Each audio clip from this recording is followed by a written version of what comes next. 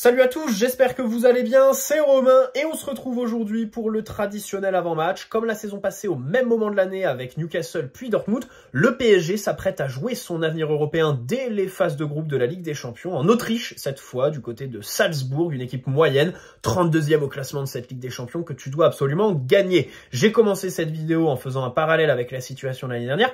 Pour moi, demain on est sur le PSG Newcastle au Parc des Princes, où on fait 1-1 avec le péno au tout dernier moment. Et ensuite, si on gagne demain bien sûr, le déplacement à Stuttgart fin janvier sera notre Dortmund PSG, avec entre les deux la réception de City qui fait office de bonus. D'abord parce que si on fait 6 sur 6 contre Stuttgart et Salzbourg, ça devrait le faire pour être dans les 24. Et contre City, bon, on va pas en attendre beaucoup, hein. Déjà que demain, on se met une pression dantesque alors qu'on affronte une équipe moyenne qui devrait être une formalité, et on espère qu'elle sera. Parce que j'aurais pu commencer la vidéo autrement, en disant que demain, s'il n'y a pas les 3 points, déjà, comptablement, pour moi, la qualification, c'est mort, et je n'en voudrais plus, en fait, de cette qualification. Si tu es incapable de gagner Salzbourg, c'est que tu n'es pas invité au stade supérieur de cette compétition. Donc, terminé, rideau, fin de saison, début décembre. Au moins, ça nous évitera de faire n'importe quoi au mercato hivernal. Donc, demain, obligation de victoire pour les joueurs, pour Luis Enrique, dans le plan initial qui n'avait pas été le bon lors de notre dernier match de Ligue des Champions, dans le coaching bien sûr, puisqu'on affronte une équipe qui est décimée par les blessures, qui n'a pas beaucoup fait tourner ce week-end et qui donc, à l'heure de jeu, devrait être fatiguée, surtout s'il pose le bus défensivement et que plus le match avance, plus les espaces s'ouvrent pour nous. Vrai enjeu pour tout le monde. Bien sûr, devant les buts, machin, les joueurs doivent prendre leurs responsabilités. Donc on est potentiellement sur le tournant de ce début de saison, voilà, en Ligue des Champions, parce que si demain tu ne gagnes pas, ça va commencer à être très compliqué. À minima, tu dépends des performances des autres pour te qualifier par la suite. Et personnellement, comme j'ai dit, je ne croirais plus en la qualification. Donc Salzbourg n'est évidemment pas une équipe en forme, hein. Alors, la semaine dernière, ils ont gagné 4-0 en championnat. C'était leur première victoire depuis la mi-octobre, je crois. Mais ce week-end contre le Rapid Vienne, donc un match un peu important là-bas, ils ont fait 2-2 en ayant mené 2 fois et donc en se faisant rattraper, en loupant des occasions, notamment un penalty. Bien sûr, ils sont 32e de Ligue des Champions. Ils ont 1 point de moins que nous. Voilà, seulement 3, donc 4 défaites, 1 victoire. C'est la 3e pire attaque. C'est la 3e pire défense. Ils ont encaissé 15 buts, soit 3 par match en moyenne. Normalement, c'est le tarif que tu leur mets demain. Mais on est arrivé à un tel point en termes de manque de confiance que même un 3-0, je ne peux pas parier sur un 3-0 en fait. Demain, je ne vois pas le PSG faire ça. Déjà, si on gagne 1-0, voire 2, c'est bien, tu vois. J'en demande pas plus. Les histoires de leur mettre des valises et tout ça, je crois qu'il faut vraiment se rendre à l'évidence par rapport à l'état dans lequel on se présente face à Salzbourg. Voilà. Il y a un mois, on avait des problèmes en LDC, pas en Ligue 1. Là, on les retrouve en Ligue 1. Après, c'est vrai que Lyon, Monaco arriveront après ce match de Ligue des Champions. Donc, ce sont des matchs importants, bien sûr, en Ligue 1. On pourrait se dire que la spirale pourrait devenir très négative. Personnellement, je suis content de retrouver des équipes du haut de tableau qui, normalement, ne devraient pas mettre le bus comme Auxerre et Nantes. Demain, c'est un enjeu. Salzbourg, sur les autres matchs, c'est une équipe très naïve. Peut-être que demain, ils vont jouer beaucoup plus bas, beaucoup plus reculé. Mais dans tous les cas, s'il y a bien un secteur qui est décimé, c'est leur défense. Alors voilà, j'ai dit, hein, ils ont plein de blessés. Le buteur, Karim Konaté. En défense, Piatkowski, qui devrait être absent. En plus, Johan Gadou, rappelez-vous, hein, qui est allé chez eux cet été, eh bien, il n'est pas inscrit sur les listes UEFA, donc il ne pourra pas jouer. Terzic, le latéral gauche. Morgala, le latéral droit. Au milieu, il y a Kjærgaard, qui est titulaire habituellement, qui ne le sera pas. Leur gardien titulaire aussi, Blaswich, il est forfait, mais le remplaçant, il est bon. Le remplaçant, il est bon. Bon, après, ça, c'est anecdotique, hein, on reste sur 2 matchs où Lafont puis Léon nous ont dégoûtés, ont été hommes du match, ont eu Léon 10 sur 10 dans l'équipe. Voilà, c'est vrai qu'on fait briller les gardiens, même des gardiens moyens. Non, pardon, contre Nantes, c'était pas Lafont, c'était son remplaçant. Même le remplaçant, non, c'était le remplaçant de Lafont qui a brillé, pardon, contre Nantes, puisque Lafont n'était pas titulaire. Bref, pour nous, ça veut pas dire grand-chose, hein, parce que notre enjeu, bien sûr, c'est de tirer fort, voilà, de tirer aux bons endroits dans la cage, bien sûr, hein, parce que c'est vrai que à l'instar du 1 contre 1 de Kolo Muani en toute fin de match vendredi soir, c'est sur le pied du gardien, quoi. Donc le gardien fait l'arrêt, mais la frappe est aussi sur lui, hein. Celle de Gonzalo Ramos plutôt en deuxième mi-temps, c'est une frappe toute molle, hein, qui est plutôt facile à détourner. De notre côté, parce que j'ai commencé par Salzbourg, parce que je voulais m'extirper de ce qui nous intéresse le moins, à savoir l'adversaire. Pourquoi? Notre meilleur adversaire, évidemment que ce n'est pas Salzbourg. Évidemment que c'est nous. Voilà. L'équipe qui me fait le plus peur demain sur le terrain, c'est pas eux. C'est nos Parisiens, bien évidemment. On se présente avec un but marqué sur nos 3 derniers matchs. Voilà, celui d'Hakimi contre Nantes. Marseille et Monaco qui sont revenus au classement ce week-end. Autant le nul contre Nantes s'était transformé en bonne opération parce que la victoire de Marseille sur Monaco faisait que Monaco ne revenait pas et Marseille revenait sur Monaco mais pas sur nous. Autant là, bah en fait, les deux, Monaco comme Marseille, ont gagné, Toulouse et Saint-Etienne, et ils reviennent à 5 points. Ils reviennent à 5 points, moi ça me gêne. Ce week-end, je serai lillois absolument, parce que les Marseillais prennent la confiance, ils restent sur 3 victoires, Lens, Monaco, Saint-Etienne, c'est un prestige en dessous, mais voilà, ils restent sur 3 victoires d'affilée, leur passage au 3-4-3 machin... Bon, il commence à revenir dans les trucs de titres et tout ça. J'espère que nos amis lillois vont les massacrer dès ce week-end. Voilà. Et que nous, contre Lyon, on fera le taf. Bref, on est en plein doute, hein, les offensifs, les premiers, même si la production reste intéressante. Bien sûr que demain, il faut avoir peur de nous avant tout. Bon, d'abord, je commencerai sur Luis Enrique. C'est très clair. Contre Nantes et Auxerre, on a vu la même compo à un milieu près, dans un but de rotation. Parce qu'on sait très bien, au milieu, ils jouent tous beaucoup, et à chaque fois, il y en a un qui est sur le banc pour se reposer. C'était João Neves vendredi, c'était Warren contre Nantes, c'était Vitinha contre Toulouse. Donc à chaque match, il y a rotation. Donc, à part au milieu où il y a interrogation, ailleurs, l'équipe doit être celle qu'on a vue contre Auxerre et Nantes. Tu as travaillé certains automatismes, et si demain, il y a une surprise, c'est simple, peu importe l'issue du match, je l'ai déjà dit, ce sera un mauvais choix de Luis Enrique. Voilà. On l'a vu, hein. Là, il a compris qu'il est vraiment à un moment charnière.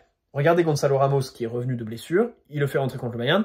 Il lui fait jouer 90 minutes tout de suite. Hein. Contre Nantes, il enchaîne. Bon, contre Auxerre, il sort pour Kolo Muani.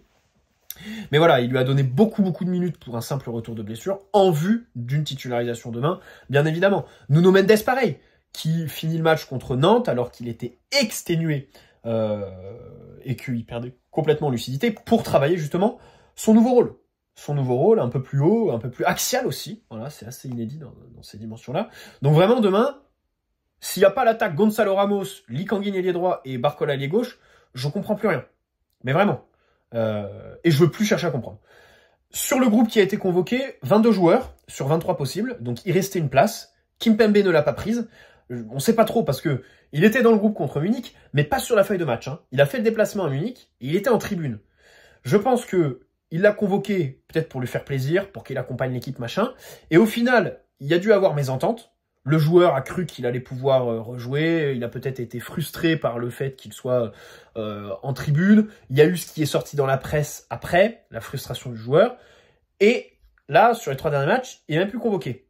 Donc peut-être que Luis Enrique attend qu'il soit vraiment prêt pour le prendre et là, le faire jouer directement, pas le prendre pour le mettre en tribune, ce qui crée un peu d'équipe proco. Par contre, Lucas Hernandez est de retour. Et ça, c'est une plutôt bonne nouvelle. Hein. Il a mis 7 mois pour se remettre des croisés. Bon, pour ceux qui disent, oui, Lucas revient avant Kimpembe, machin, les croisés, bien sûr, il y a 10 ans, c'était la blessure pour les footballeurs. Alors, ils mettaient 1 an à s'en remettre. Et depuis... Bon, il y en a qui ont un peu défié la science, qui s'en sont remis très rapidement. D'ailleurs, Lucas Hernandez, 7 mois pour s'en remettre, c'est plutôt très correct. Mais les croisés, c'est pas le tendon d'Achille de Kimpembe. Hein. Je vous invite à reprendre la photo qui avait fuité sur réseau, ou que lui avait posté, je crois, de sa cicatrice à l'époque. C'est une dinguerie. En fait, j'ai toujours pensé au jour où je le reverrai sur un terrain, en pensant à cette photo et en me disant mais comment c'est possible que ce mec revienne. Voilà. Après, pour évoluer au plus haut niveau en Ligue des Champions, ça, on est dans des sphères qui sont encore très lointaines. Mais bon, donc voilà, pour revenir sur Lucas, c'est plutôt pas mal. Surtout que là, avec le rôle plus offensif de Nuno et le fait qu'on mette un milieu 3e défenseur, peut-être que on va supprimer ce milieu pour Lucas Hernandez. Ce qui serait ce qui serait plutôt logique. Mais bon, pour ça, il faut que Nuno donne satisfaction devant. Voilà. On va en reparler. Pour l'instant, on n'en est pas là. On n'en est pas là.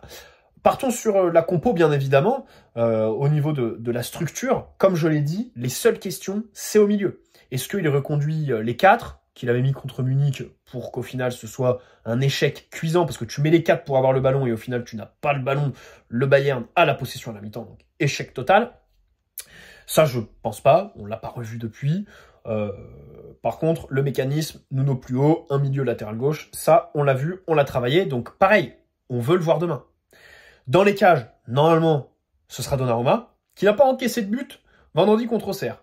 Ça, c'est une première depuis longtemps. Pas mal. Surtout, il a eu son rôle dans le clean sheet. Il a fait un arrêt et il est plutôt beau. À la relance, il a voulu jouer vite. Donc, demain, je le titularise. À droite, alors Hakimi, j'aimerais juste faire un point parce que dans mon débrief, j'ai noté son manque de lucidité dans le dernier tiers. Et il y en a qui m'ont pris dans les commentaires, machin. Ouais, sans Hakimi, le PSG, c'est une équipe de Ligue 2. Je suis d'accord que vendredi soir, Hakimi est notre meilleur joueur. Peut-être qu'à l'échelle de la saison, il est top 3, voire notre meilleur joueur aussi. D'accord avec vous. Le problème, c'est que ce statut n'enlève rien, en fait, à un constat que tu peux faire. Dans le dernier tiers, bah, il manque de lucidité, il manque de justesse. Parfois, il fait des rushs qui sont beaux. Contre Auxerre, il en fait encore un. Et il est en position excentrée. Il doit centrer, mais il tire. Angle fermé. Il l'a fait contre Auxerre.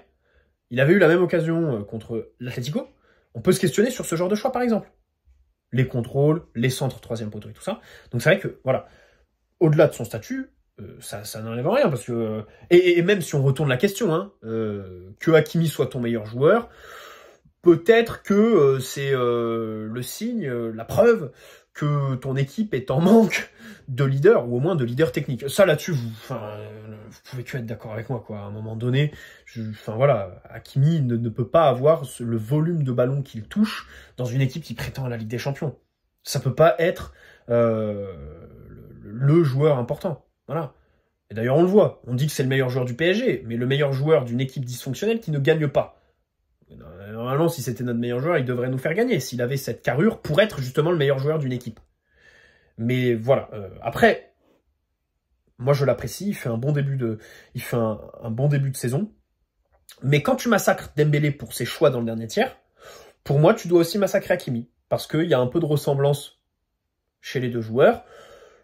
Je trouve même que les deux évoluent globalement au même niveau du terrain. Parce que vous pourrez me dire, oui, Hakimi est latéral, Dembélé est attaquant.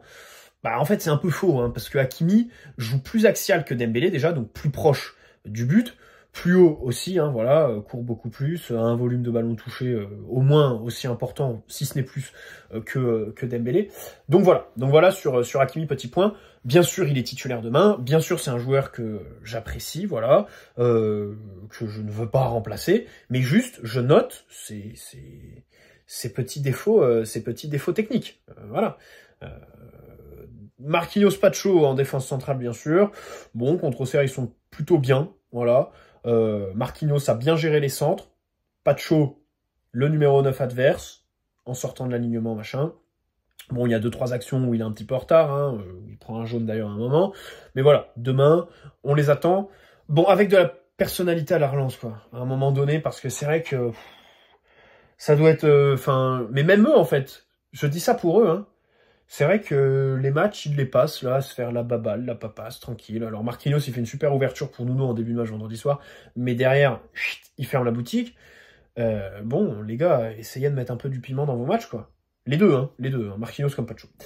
À gauche, Nuno Mendes, bien évidemment, qui a apporté contre Auxerre, hein, par ses courses. Ça, c'est bien.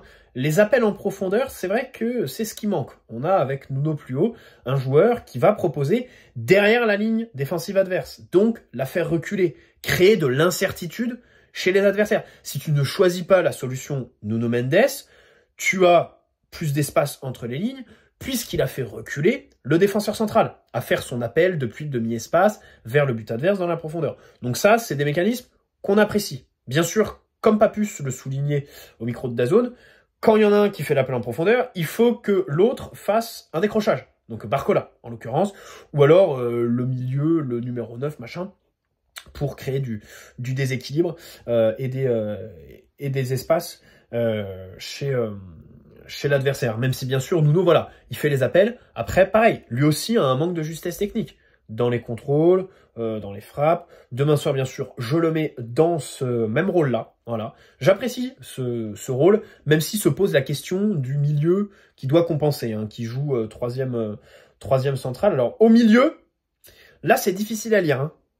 Et je vais dire quelque chose qui va diviser.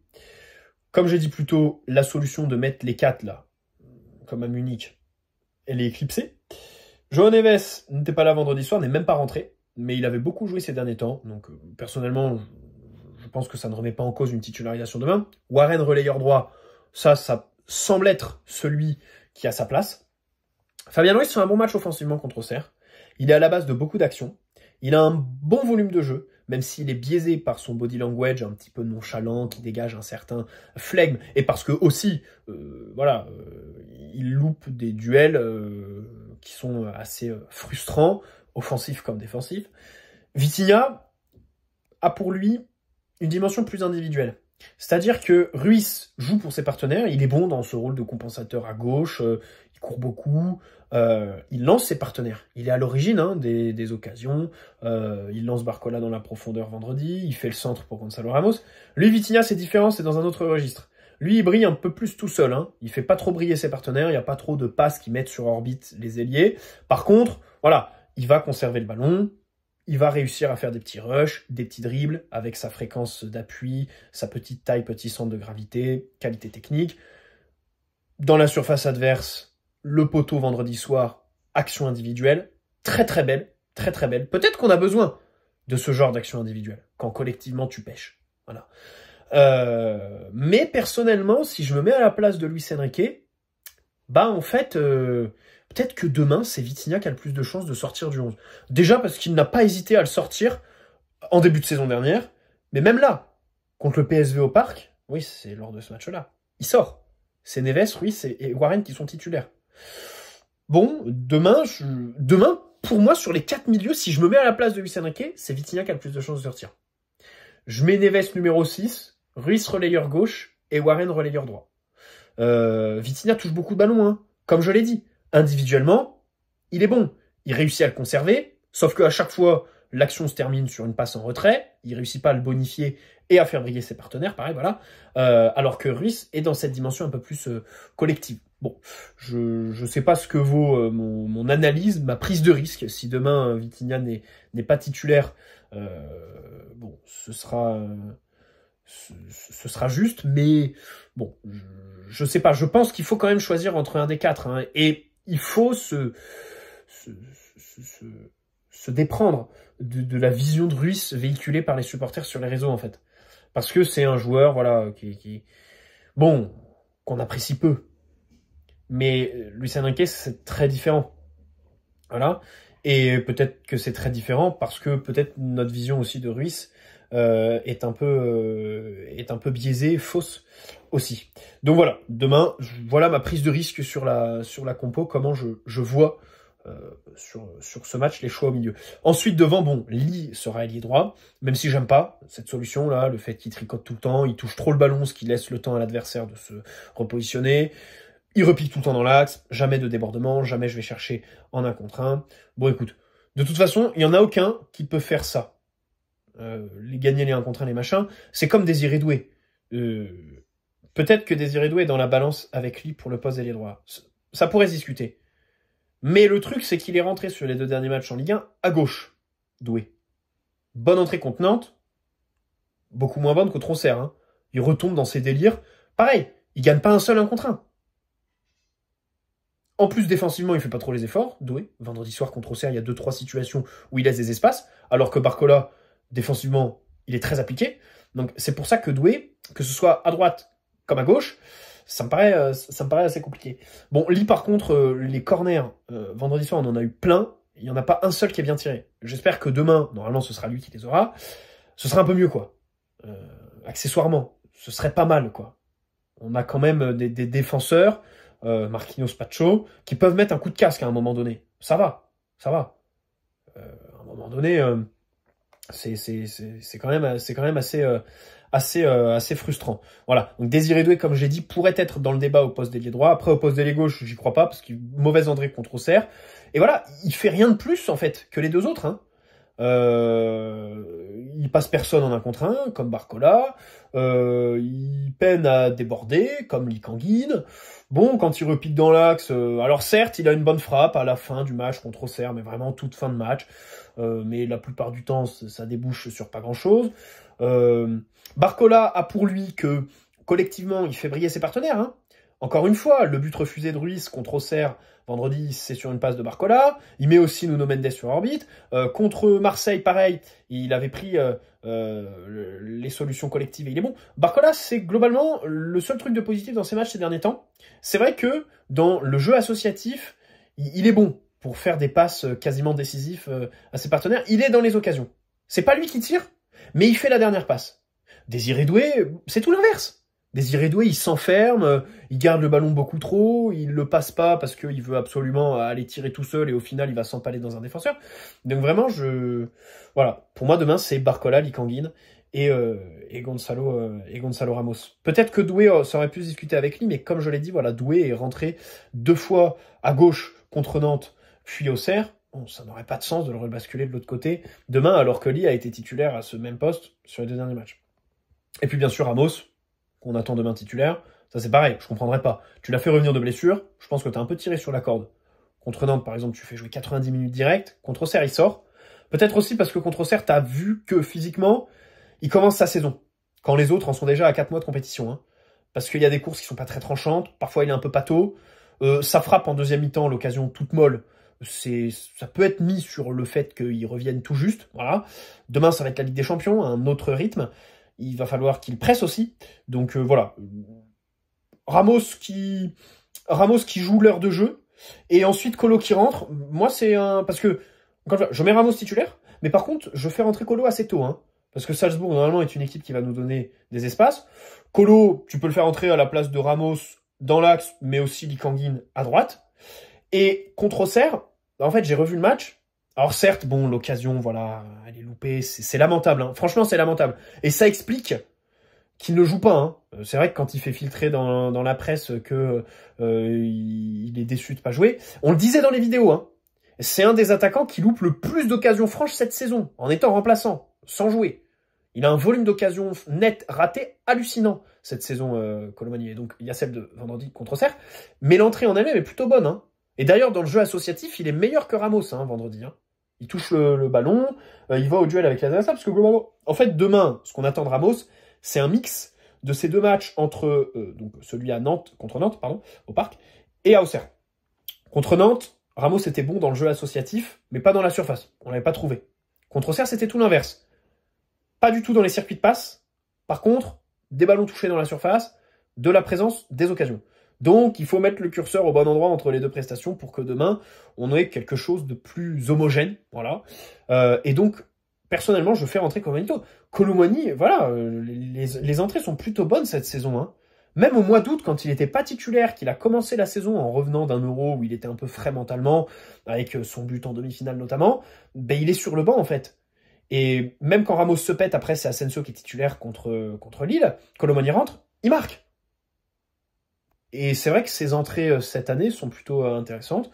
Donc voilà. Bref, je milite pour une entrée assez tôt de Colo demain. Pas pour une titularisation. On va pas se mentir. Je préfère quand même Ramos pour le poste de 9. Peut-être Colo à droite, à la place de Lee Kang-in.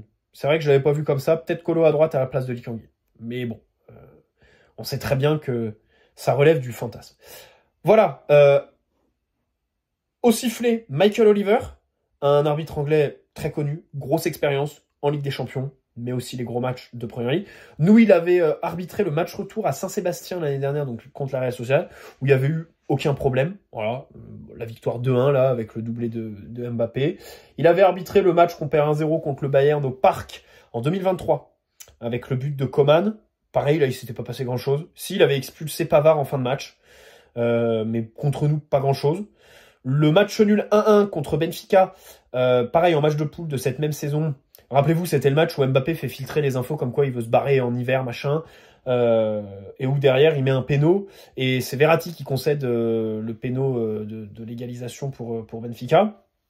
Bon, 2 pénaux qui étaient justifiés. Voilà, un arbitre qui est plutôt juste, qui met des cartons par contre. Il faut faire attention au carton, pas trop lui parler, pas trop faire les bêtas, mais bon. Dembélé n'est pas là, donc là-dessus, en matière de QI foot, on augmente un petit peu le niveau. Bref, bonne soirée à tous, n'hésitez pas à poser un like si cette vidéo vous a plu. Bon match demain soir, bien sûr, on se retrouve dès le coup de sifflet final pour débriefer tout ça, et on espère la victoire, tout simplement, parce qu'il n'y a pas d'autre choix. Bref, allez Paris, ciao les amis, prenez soin.